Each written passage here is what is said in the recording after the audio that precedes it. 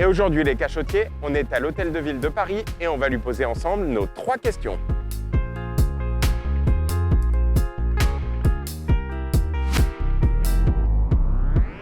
Notre histoire commence au milieu du XIVe siècle. À l'époque, il n'y a pas encore de mairie à Paris, tout juste une corporation privée, la Corporation des Marchands d'Eau, qui prélève une taxe sur les bateaux qui transitent par la Seine à Paris. Très vite, cette corporation devient si riche et si puissante qu'elle contrôlera de fait les institutions de la ville. Son chef, c'est le prévôt des marchands. Et soyons clairs, c'est autant un politique qu'un marchand. Il s'appelle Étienne Marcel, le gars sur la statue. Et il décide d'acheter une petite maison sur une grève près de la Seine pour y mettre le siège de sa corporation. On l'appelle la Maison aux Piliers. Sous François Ier, on remplace cette vieille maison médiévale par un château Renaissance digne des châteaux de la Loire. Cet hôtel de ville, on le doit à un architecte italien surnommé Boccador ou Bouche d'Or en raison de sa barbe rousse. Il restera en place jusqu'en mai 1871.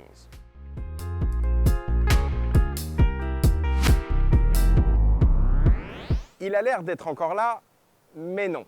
Parce qu'en mars 1871, il y a une révolution dans Paris, la Commune. Cette révolution va durer 2 mois et elle mériterait un épisode à part entière.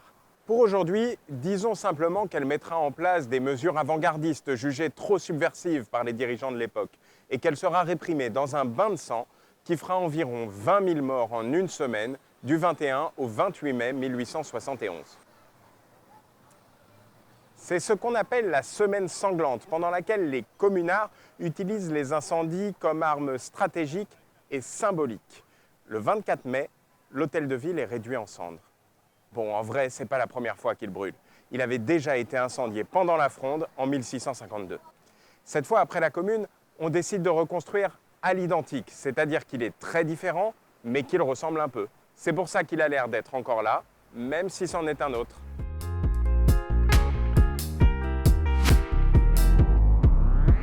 Le détail qui tue se trouve sur le parvis de l'hôtel de ville.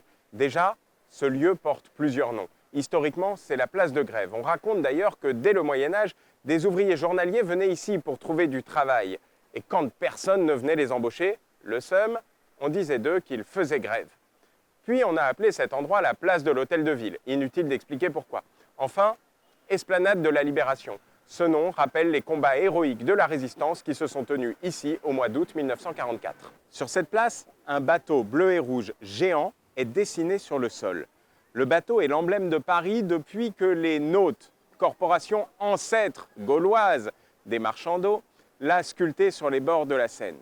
L'emblème est repris par les marchands d'eau, associé aux couleurs bleues et rouges d'Étienne Marcel, couleur que l'on retrouve aussi sur le maillot du PSG, mais ceci est une autre histoire.